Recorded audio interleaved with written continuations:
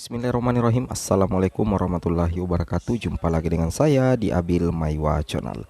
Jadi teman-teman, channel ini merupakan channel pendidikan tempat kita berbagi tentang aplikasi pendidikan, Microsoft Office, serta tips dan triks komputer. Jadi pada video kali ini Bapak Ibu ya, kembali lagi admin akan berbagi sebuah video informasi terkait P3K Guru tahun 2022, terkait kabar baik ya, dan tentunya juga ada kabar buruknya bagi 193.954 guru lulus PG P3K 2021.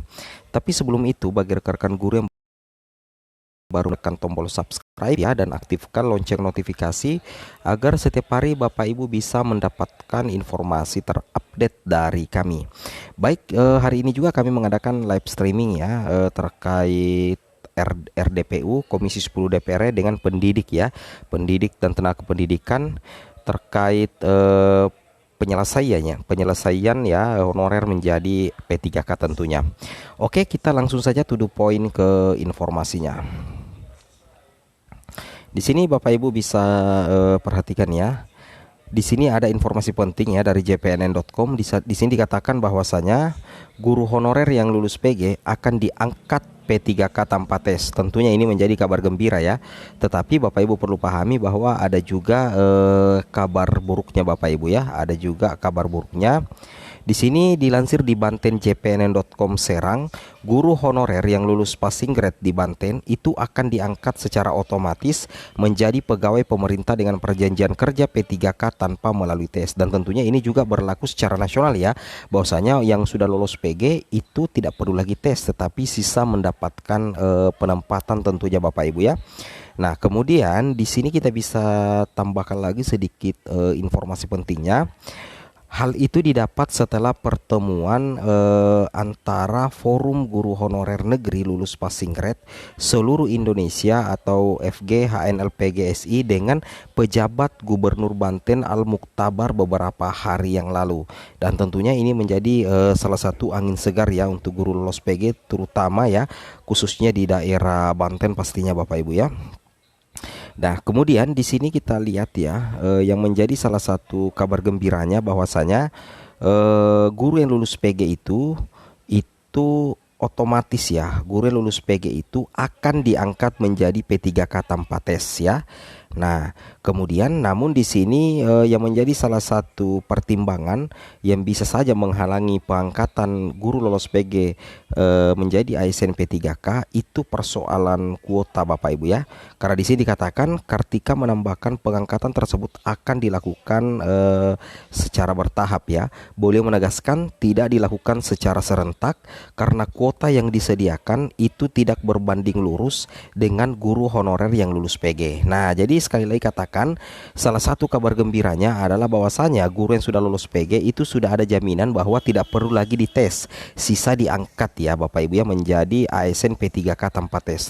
Tapi yang menjadi kabar buruknya bahwasanya pengangkatan itu tergantung dari ketersediaan kuota. Khusus di Banten di sini dikatakan tidak dilakukan secara serentak karena kuota yang disediakan itu tidak berbanding lurus Bapak Ibu ya dengan guru honorer lulus PG. Jadi sekali lagi ini masalah persoalan kuota Bapak Ibu ya, yang menjadi salah satu info yang kurang mengenakan bagi guru-guru yang tentunya sudah lulus passing grade.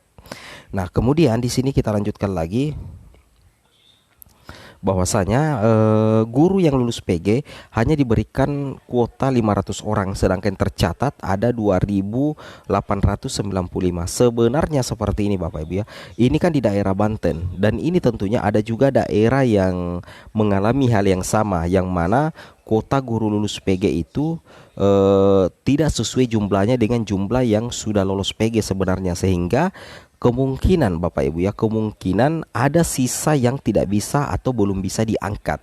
Nah, itu yang menjadi salah satu kabar buruknya. Di sini dikatakan walaupun pengangkatan P3K tanpa tes untuk guru yang lulus PG, tetapi guru lulus PG itu harus memenuhi syarat, terutama apakah di daerahnya itu ada kuota atau kuotanya lebih banyak atau bagaimana.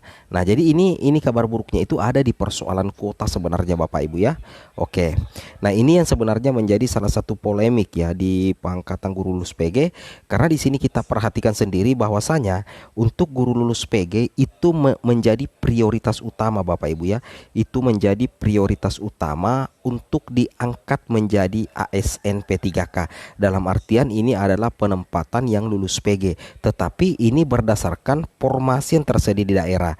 Jadi seleksi 2 dengan seleksi ketiga itu tidak akan terlaksana sebelum penempatan lulus PG ini clear. Apakah nantinya guru lulus PG mendapatkan formasi atau tidak mendapatkan formasi, yang jelasnya yang menjadi prioritas utama adalah guru yang sudah lulus PG. Namun persoalannya di sini adalah persoalan kuota sebenarnya Bapak Ibu ya.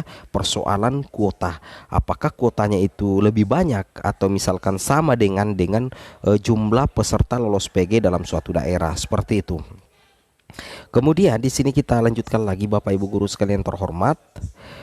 Nah, contohnya seperti ini adalah salah satu alur ya yang kami buatkan untuk Bapak Ibu pahami bahwasanya untuk pelamar prioritas 1 itu tentu saja yang sudah lolos passing grade ya, P3K 2021. Nantinya yang sudah lolos passing grade P3K 2021 itu tidak perlu mengikuti seleksi lagi, tidak perlu mengikuti tes lagi, tetapi langsung mendapatkan penempatan Bapak Ibu ya. Nah, penempatan itu tentunya berdasarkan data yang ada di Dapodik.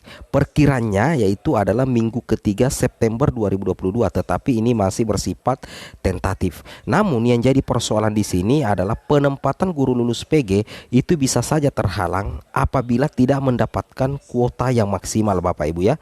Saya ulangi, apabila tidak mendapatkan kuota, karena penempatan dan pengangkatan menjadi ASN P3K itu tergantung dari kuota formasi yang ada di suatu instansi atau suatu daerah, seperti itu ya. Yang jadi pertanyaan, dikemanakan sisanya untuk guru lulus PG yang belum mendapatkan formasi di instansinya. Nah, seperti itu ya. Sedangkan untuk pelamar prioritas 2 dan 3 itu tetap ada seleksinya, yaitu seleksi kesesuaian berkas, tetapi bukan tes cat Bapak Ibu ya, yang nantinya ini diseleksi oleh pihak Kemendikbud. Nah, apabila untuk prioritas 1, 2 dan 3 sudah clear, itu barulah dibuka untuk prioritas 4 atau umum. Nah, seperti itu ya. Kemudian di sini Bapak Ibu bisa memperhatikan secara rinci ya, bahwasanya di sini kita bisa mengambil contoh ya. Ini data yang kami buat-buat saja dan ini menjadi contoh saja. Misalkan seperti ini, kabar gembiranya ya, untuk mapel bahasa Inggris formasinya 5, sedangkan jumlah gurunya 10. Nah, sedangkan ada 5 nantinya yang akan mendapat formasi. Kelima guru bahasa Inggris ini akan diangkat menjadi ASN P3K tanpa tes di daerah ini untuk mapel bahasa Inggris. Yang menjadi kabar buruknya, bagaimana dengan pelamar prioritas yang tidak mendapatkan formasi karena kebetulan formasi yang tersedia untuk bahasa Inggris di instansi tersebut hanya ada 5. Nah, ini yang jadi pertanyaan. Jadi ada beberapa kemungkinan Bapak Ibu ya untuk guru lulus PG yang belum mendapatkan formasi. Kemungkinannya seperti ini Bapak Ibu ya. Nah, jadi di sini peserta yang tidak dapat formasi itu kemungkinan akan masuk cloud atau keranjang. Nah, ketika Bapak Ibu masuk di cloud atau keranjang, maka nantinya bisa mengisi formasi di seleksi selanjutnya atau menunggu informasi resmi dari Kemendikbud. Kemudian yang kedua adalah ditawarkan ke Pemda lain. Tetapi ketika ditawarkan ke Pemda lain, tentunya ada konfirmasi juga dari Pemda Bapak Ibu ya, apakah mau menerima atau tidak. Dan yang menjadi kabar gembiranya bahwasanya tidak ada penempatan guru di luar daerah kewenangan. Seperti itu Bapak Ibu ya. Nah, jadi seperti ini informasi singkat dari kami. Assalamualaikum warahmatullahi wabarakatuh.